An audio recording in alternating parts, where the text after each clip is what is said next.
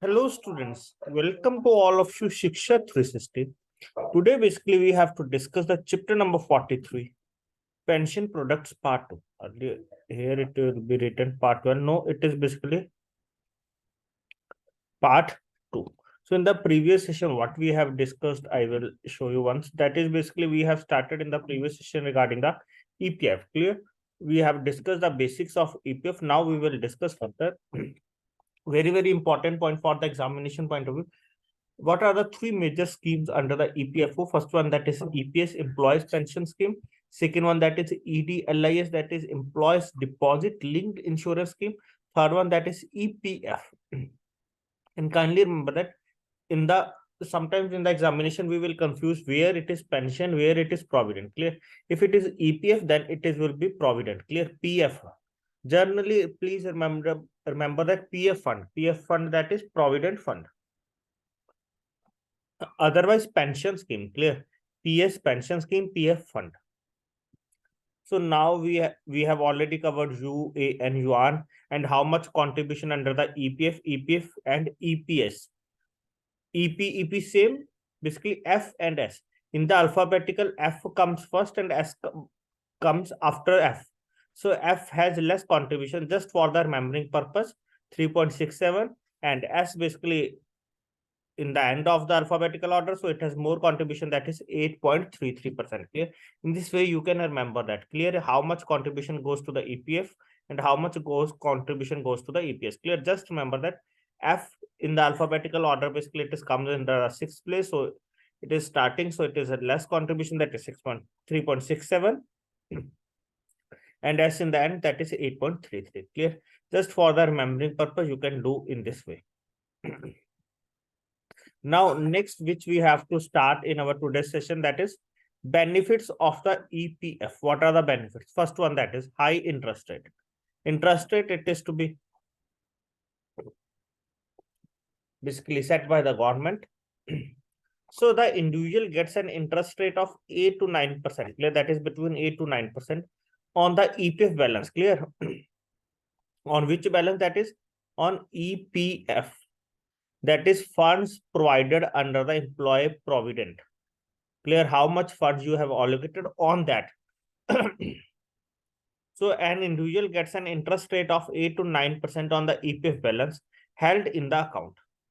Currently, the interest rate in India is basically how much interest rate, that is for the financial year 2021-2022, it is to be 8.10%. And at the time of the examination, we will provide you short notes in which if there is any updation regarding that, we will provide it. Like if there is any change in the interest rate, all these things. So this high rate of interest facilitates retirement planning. Clear? Just first point, that is benefit, that is high interest rate. Second one, that is exemption from tax. Very important. EPF falls under the triple E category. Triple E category, that is exempt category. That is the money invested in EPF. The interest that is earned and the money that is withdrawn, all are to be exempted basically from the payment of income tax. Clear? So whatever we have investing under that, whatever we are earning interest from that money, and whatever amount of money we can withdraw, all are to be exempted basically from the payment of income tax. What will happen? There is one condition regarding that also. If one withdraws money in case of emergencies before a specified period of 5 years. Clear? If अगर कोई भी person 5 साल से पहले पैसे निकालता है तो उसको इसके ऊपर कोई भी exemption नहीं मिलेगा. So in that case there will not be any exemption from tax. Clear? So kindly remember this point also. Low risk. Risk low है क्यों? क्योंकि गवर्नमेंट के द्वारा फिक्स इंटरेस्ट रेट है. EPF, it is extremely low risk investment. Hence, it gives the individual a safe option to invest his money with the added advantage of government backing. Clear? So EPF basically it is an extremely low risk investment. Hence, it gives the individual a safe option to invest his money with the added advantage of government backing. Fourth one, life insurance. EPF also acts as a life insurance. In case of the death of the employee, the corpus, basically whatever the funds collected under that, goes to the family of the deceased person. Okay. So my question from my side to all of you, basically kindly comment in the comment section. Kindly Answer the question. That is how many nominee basically we can put under the EPF account. Okay. How many nominees? Very, very important question. Life insurance we have discussed hassle-free. Owing to the UNAN, clear UAN we have already covered, universal account number, and employees an employee needs to open an EPF account only once, and then it can be transferred to his subsequent employers. Clear? We can open once, and in the case of basically when we are leave one organization and moving to the other organization, just what we have to do here, we have to be transfer our account to that organization. Okay. On the basis of the UAN, universal account number. So these are some of the benefits of EPF. Now next one, EPF contribution. Clear how much contribute we have to done. Very, very important. Definitely you will get one question from that also. Either from the types or either from here. EPF contribution. The employee and the employer both have to contribute equally towards the employee's provident fund. But what is the amount and how it is to be calculated? Clear? Where basically you are working, जहां पर आप काम कर रहे हो, एक तो वो भी आपके अकाउंट में पैसे डालेगा और कुछ आपकी सैलरी से पोर्शन भी कट कर आपके अकाउंट पे जाएगा. सो कितना कितना सैलरी से कटेगा और कितना वो डालेगा उसके ऊपर डिस्कस करते हैं. So the following taking the case of an employee is provided here. 3 case है, केस टू केस देखेंगे. सबसे पहले बेसिक फैक्ट्स है. जो आपका ईपीएफ कैलकुलेट होता है वो किसके ऊपर कैलकुलेट होता है? ग्रॉस सैलरी के ऊपर कैलकुलेट होता है, नेट सैलरी के ऊपर? नेट सैलरी के ऊपर तो कैलकुलेट होगा नहीं, तो किसके ऊपर कैलकुलेट होता है? So EPF basically it is calculated on the salary basically, where salary आपकी क्या होगी? Basic plus dearness allowance. Basic plus dearness allowance. कुछ प्राइवेट ऑर्गेनाइजेशंस में जो आपकी सैलरी होती है वो बेसिक ही होती है, वहां पर डीए नहीं होता. क्लियर? तो वहां पर सिर्फ बेसिक के ऊपर कैलकुलेट करा जाता है. कितने परसेंट होता है? So the EPF contribution basically it is either ₹1800 per month और 12% ऑफ द सैलरी. क्लियर? या तो आपका 1800 होगा ईपीएफ पर मंथ का, या 12% सैलरी का. That means 12% of your salary goes into your PPF, sorry PF account. Further देखो यहां पर हमने पता चल चुका है कि 12% कट आउट होगा. Your employer needs to contribute 12% too. जो आपका एम्प्लॉयर है वो भी 12% डालेगा. जो आपका एम्प्लॉयर जिसके पास आप काम करते हो जो 12% वो डालेगा वो कहां कहां जाएगा? This 12% however basically it is divided into 2 accounts. वो आपका 3.67 जाएगा एम्प्लॉय प्रोविडेंट फंड में और 8.33 जाएगा आपका एम्प्लॉयर पेंशन स्कीम में. अपार्ट फ्रॉम दिस 1% वो कहीं और भी जाएगा आपका. The employer needs to pay 1% extra charges towards this one. वहां पर 0.5 EDLI employee deposit linked insurance जो आपका ये इसका इंश्योरेंस का, और ईपीएफ एडमिनिस्ट्रेशन चार्जेस के ऊपर भी 0.5%. समझ आ रहा है? तो आपको कुछ यहाँ पर नई इंफॉर्मेशन पता चलेगी होगी कि आपको लगता है कि जो आपका 12% है, 12% which is to be paid by the employer directly goes into your PF account. No, this will not happen like that. Some point, that is some portion, that is EPF in 3.67, it is goes into your provident fund account.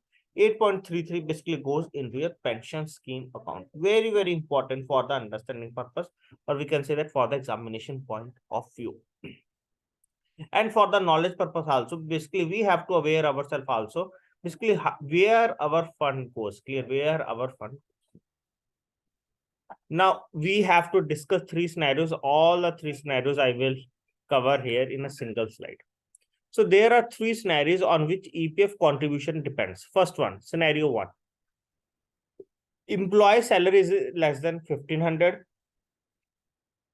Employee salary it is more than 1500. Employee salary it is more than 1500. तो first 2 cases में क्या है? यहां पर less और यहां पर मोर है. Let us assume the salary is S1.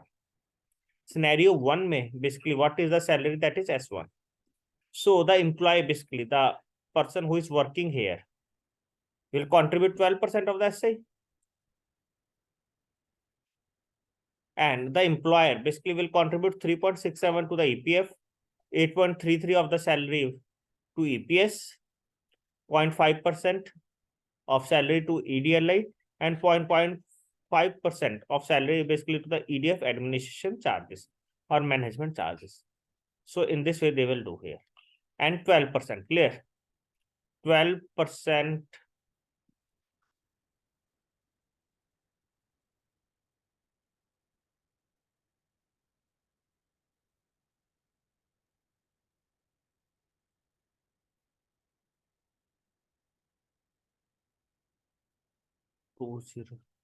It is to be minimum 1800. Minimum it is to be 12% or either 1800. Clear? Whichever it is less, you have to contribute. Like here, if your salary it is 10,000, so just you have to be contribute according to that. Okay, that is 12%. That is 1200. Not more than that. Not 1800. 1800 basically when like basically you have salary more than that, and in that case you have to contribute at least 1800, which we will cover under next scenario. Okay, now next scenario here, that is employee salary it is more than 1500. In this case, the employer opts for minimum EPF. Clear? The employer basically where you are working, he opts for basically the organization opts for minimum EPF. Then the calculation it is not done on the employee's account salary rather than on the minimum salary, that is 1500. जैसे आपकी salary 20,000 है तो जो EPF calculate करे तो आपका 15,000 के ऊपर है. So the employee will contribute 12% of 1500, that is 1800.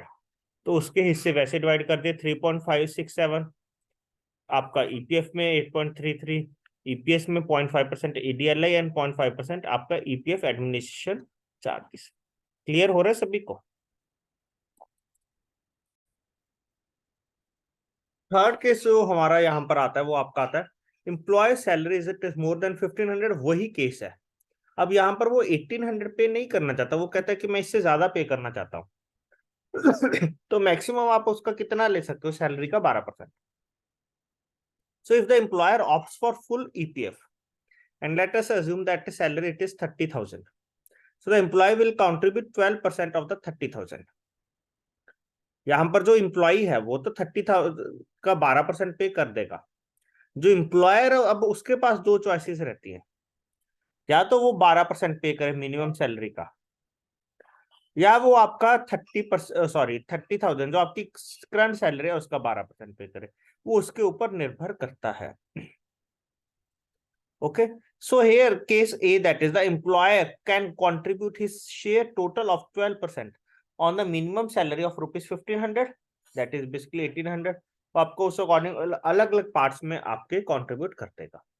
Second case, that is the employer can contribute his total share of 12% on the employee's current salary, that is here 30,000. 12% of 30,000, basically 3,600, double of that. In this case, the contribution to the EPS basically will remain same, 8.33% of 1500, and the balance of basically goes to the EPF. Clear? Here that is in the EPS, very, very important point. It is to be same, that is 8.33% of 1500. Basically 8.33% basically of 15,000 salary, that is of 1800. 8.33% basically will be to the EPS, and rest amount basically goes to the EPF. Clear? So here they will get only one benefit, that is if they are paying any extra amount, that will goes to their EPF account. Rest basically if they are paying minimum, so that will be paid according to this logic. Here rest 1800 basically will goes to the, basically in this case 3 goes to the EPF account. Okay, so in this way the dividation it is going to be on. Hope you are able to understand these points properly here. If you have any doubt, any query, definitely you can comment in the comment section. And if you like this content, please refer your or share this content with your friends also, and please like the video so that I can aware how much you are able to understand from that. We will come up with the questions also in the group and in the video also. Now in the starting, we will cover one more point, that is exempted funds. What are these? Okay, some organizations are not providing the EPFO funds, so they will invest in the exempted funds. What are that? Exempted funds can be established as a substitute for the EPFO plans provided the benefits at least match the ones the EPFO plans. जो आपके exempted funds के benefits होते हैं जैसे कि आपके EPFO के वैसे ही same होते हैं काफी हद तक. And that the EPFO approved setting up the exempted funds. If employers set up exempted funds to substitute the EPFO, employees must participate in the scheme. What are these funds? So they are established as independent trust and governed by the employer and employee representatives as a trust. Is clear? Like in the EPFO, basically government also, state and center, basically one of the representative, three representatives there. Here only two, that is they are established as independent trust and governed by the employer and employee representatives as trustees. Contribution levels are the same as in the EPFO system and must provide the same rate of return. Clear? And here what they will do, and must provide the same rate of return. And the retirement age basically also depends upon state to state, and on the center basically ranges between 58 to 60 years. Employer and employee contributions are tax deductible, and investment income basically it is tax exempted like in the EPFO. Okay, so these are some of the exempted funds. Clear? Depends upon organization to organization. So here we will cover in complete regarding the EPFO, and hope you are able to understand many of the important points regarding the EPFO. This is very, very important. EPS, ED, LIS, EPF, and what is the contribution amount to these funds.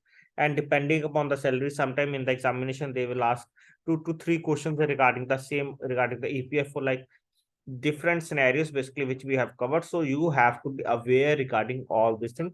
Very easy questions. Clear? Very easy topics. Just you have to understand. Clear? Now one thing I will tell you, never read for the examination purpose, just try to understand. Clear? These things basically will help us in your daily banking career also for the knowledge purpose. Clear? Go through in that way, definitely it will get benefit. Clear? Some topics we have to just go for the examination purpose, but these types of the topic we have to understand properly. Now the regulations. Clear? Under the exempted funds, what are the regulations they have to follow? 25% of the assets must be invested in the central government bonds. 15% of the assets basically must be invested in the state government bonds or bonds of the public sector enterprises granted by the central and state governments. Okay, kindly remember that 25% in the central government, 15% basically in the state government bonds or bonds of the public sector enterprises. Public sector enterprise that has to be granted by the central and state government. Third one, 30% are required to be invested in the bonds of public financial institutions or public sector enterprises. Clear? 30% public financial institutions or public sector enterprises. Last one, that is the remaining. How much remaining? That is total 40%. 30, 40, 50, 60, 70. Total 30% basically there will be remaining. So the remaining assets can be invested in the same asset categories. Since 1988, trustees have had the option of investing a maximum of 10% in private sector bonds. So in the examination, basically they will ask basically how much you have to maximum invest basically in the private sector bond. That is to be basically 10% basically maximum you have to invest in the private sector bonds. So these are some of the questions from starting till EPFO. I have complied basically 20 to 25 questions. Clear? That I will upload in your group. Clear? So you can practice that question. Definitely you will get in the examination similar type of questions. Not we can say that same question, similar type of questions. Now next one which we have to cover here, that is the Public Provident Fund Scheme, PPF scheme. Most of you have also invested under that. The Public Provident Fund Scheme was launched by the National Saving Institute. First point which they have asked in the examination, basically what is the lock-in period here? कितने time बाद आप पैसे निकाल सकते हो? 15 years. The lock-in period is 15 years for a PPF account and can extend. किसी का account mature हो जाता है तो कितने टाइम के लिए आगे बढ़ जाएगा? 5 साल के लिए. And can extend their investment in PPF for another 5 years. PPF contributions basically are eligible for tax deductions like in the EPFO. Investment basically maximum how much we can invest here? 1,50,000 and can be claimed for tax deduction under section 80C of the income tax. किस section के अंदर हमें exemption मिलती है? Basically 80C के अंदर. Moreover, returns from PPF are completely tax exempted. Whatever basically will be the maturity amount in the PPF, that will be totally tax exempted. Minimum investment कितने PPF में आपके हर ईयर 500 है. अगर आप किसी भी साल में if in any year if you are not able to invest rupees 500, so you have to pay rupees 50 penalty per year, and after that you can pay that amount for the year. And maximum investment basically it is rupees 1,50,000. Investors cannot open multiple accounts. You have to be open only one account. The interest is compounded to be annually.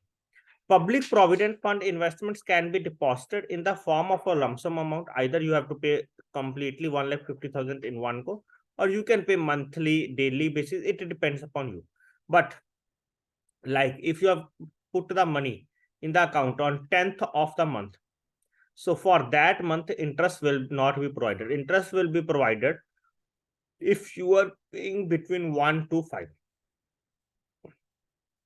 Okay, from the starting date of the month till 5th of the month, if you are paying, then the interest will be paid for the complete month on that specific amount what you have invested.